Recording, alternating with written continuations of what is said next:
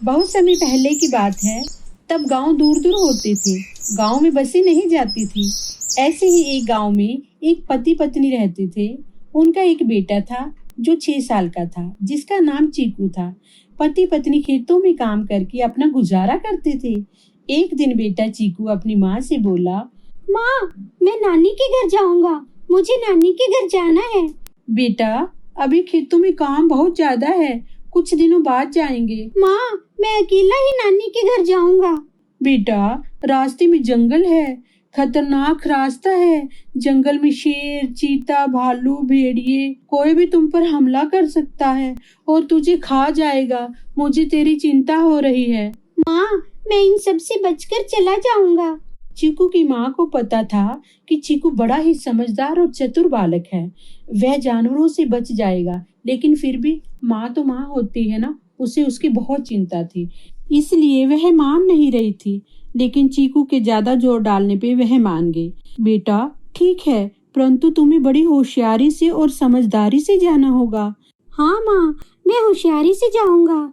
फिर चीकू की माँ ने उसे रास्ते के लिए पोटली बांध दी। उसमें रोटी, गुड़ और पानी डालकर दे दिया। अब चीकू नानी के घर चल दिया। चलते चलते जब चीकू जंगल में पहुंचा, वह बिना आवाज किए आराम आराम से जंगल पार करने लगा। उसने सोचा, अगर आवाज करूंगा तो जंगली जानवरों को पता चल जाएगा, इसलिए वह दबे पांव चलने लगा।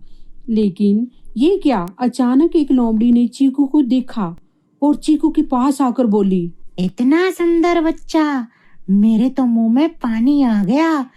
मैंने पहले कभी बच्चे का ताजा मांस नहीं खाया। मैं तो आज इसे खाऊंगी। चीकू बिल्कुल भी नहीं डरा। वह बोला, लोमड़ी रानी, यह रोटी और गुड़ खा लो, मुझे छोड़ दो। नहीं नहीं, मैं ताजा मांस छोड़कर ये सूखी रोटी क्यों खाऊं? तब चीकू बोला, मैं नानी के घर जाऊंगा, दूध मलाई खाऊंगा, मोटा होकर आऊंगा, तब तुम मुझको खा लेना। ठीक है, आखिर तुम जाओगे कहाँ? मोटे होकर वापस इसी रास्ते से तो आओगे। तुम नानी के घर जाओ और वापस जब मोटे होकर आओगे ना, तब मैं तुम्हें खाऊंगी। जाओ जाओ, मैं तुम्हें यहीं मिलूंगी। चीकू बच गया और आगे बढ़ गया। फिर चलते चलते चीकू को एक भेड़िया मिला और उसने तुरंत चीकू को पकड़ लिया। पहले तो चीकू डर गया, फिर चतुराई से बोला, मुझे छोड़ दो, ये रोटी और गुड़ खा लो। लेकिन भेड़िया बोला, क्यों छोड़ दूं तुम्हें? बहुत दिनों बाद तो ताजा ताजा मांस खाने को मिला है और तू कह रहा है कि मैं ये बासी रोटी और गुड़ खा लूं। आखिर क्यों खाऊं मैं ये? मैं तो तुझे ही खाऊंगा। तब चीकू बोला, नानी के घर जाऊंगा, दूध मलाई खाऊंगा, मोटा होके आऊंगा, तब तुम मुझको खा लेना। हाँ, बात तो तुम्हारी ठीक है, परंतु याद रखना, मेरे साथ धोखा मत करना। तुमसे धोखा करके मैं कहाँ जाऊंगा? मैं तो वापस इसी जंगल में आऊंगा। फिर भेड़िए ने चीकू को जाने दिया। इस तरह चीकू अपनी समझदारी से नानी के गांव पहुंच गया। गांव के लोगों ने देखा कि एक छोटा सा बच्चा उछलता कूदता जंगल की तरफ से अकेला आ रहा है। वह उससे पूछने लगे, अरे बेटा, तुम अकेले आए हो? तुम्हारे साथ घर का कोई बड़ा आदमी नहीं आया? तुम्हें जंगल में जानवर नहीं मिले? और तुम यहाँ तक कैसे पहुँच गए? एकदम इतने सारे सवाल सुनकर चीकू बोला, मैं अपनी समझदारी से यहाँ तक पहुँचा हूँ। अब मैं अपनी नानी के घर जाऊंगा, दूध मलाई खाऊंगा, मोटा होके आऊंगा। फिर सभी उसकी समझदारी की बातें करने लगे। बच्चा तो बहुत छोटा है, परंतु बहुत समझदार लगता है। अकेला ही जंगल की तरफ से आ रहा है। बड़ी हैरानी की बात है। फिर चीकू नानी के घर पहुंच गया। चीकू को देखकर नानी बहुत खुश हुई। फिर नानी बोलने लगी, अरे मेरी बेटी और दामाद कितने लापरवाह हैं। भला इतने छोटे बच्चे को कोई अकेला भेजता है। तब चीकू ने नानी को जंगल की सारी बातें बताई। फिर नानी ने चीकू को गले से लगाया, बहुत सारा आशीर्वाद दिया। फिर क्या था, नानी के घर चीकू मीठी मीठी खीर खाता, तरह तरह के फल खाता, दूध मलाई और मिठाई खाता। चीकू के तो मजे ही मजे थे और खूब खेलता। वह सचमुच में मोटा हो गया। पूरे 1 महीने बाद चीकू ने नानी से अपने घर जाने के लिए कहा। तब नानी रोने लगी, बेटा, मुझे तुम्हारी चिंता है, रास्ता जंगल का है। नहीं नहीं, तुम वापस घर मत जाओ, तुम्हारे माता पिता के साथ जाना।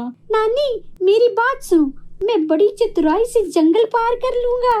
मेरे पास एक योजना है। फिर चीकू ने नानी के कान में खुसर फुसर करके अपनी योजना बताई। फिर तो नानी खुश हो गई और मान गई। उसने चीकू के लिए एक ढोलक मंगवाई। फिर नानी ने एक पुड़िया चीकू के हाथ में दे दी और उस ढोलक में बैठकर चीकू अपने घर चल पड़ा। पीछे से नानी ने ढोलक को धक्का दे दिया। अब ढोलक लुढ़कती लुढ़कती जंगल में पहुंची। उसे पहले भेड़िया मिला। ढोलक देखकर वह उसके पास पहुंचा। ढोलक में से आवाज आई, चल मेरी ढोलक टिम्बकटू, टिम्बकटू भाई टिम्बकटू। ढोलक चल पड़ी। भेड़िया देखता रह गया। अरे यह तो सिर्फ ढोलक है, मुझे लगा था कोई इंसान आया है। इस तरह चीकू चतुराई से भेड़िए से बच गया और ढोलक में बैठकर आगे बढ़ता गया। फिर आगे जाकर उसको लोमड़ी मिली। लोमड़ी ढोलक को देखकर उसके पास आ गई। ढोलक में से आवाज आई, चल मेरी ढोलक टिम्बकटू, टिम्बकटू भाई टिम्बकटू। लोमड़ी समझ गई कि ढोलक में चिंटू है। यह आवाज चिंटू की है और वह ढोलक में छुपकर उससे बचना चाहता है।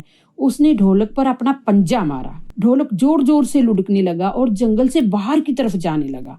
लोमड़ी ढोलक के पीछे भागी और जोर जोर से पंजा मारकर ढोलक को फाड़ दिया। चीकू तुरंत ढोलक से बाहर आया और उसने पुड़िया खोली। फिर लोमड़ी की आंखों की तरफ फेंक दी। आंखों में मिर्च गिरते ही लोमड़ी चिल्लाते हुए जंगल की ओर भागे। चीकू बचकर उछलता कूदता अपने घर वापस आ गया। उसकी माँ ने उसे प्यार से गले लगाया और उसकी समझदारी और चतुराई पर बड़ी खुश हुई।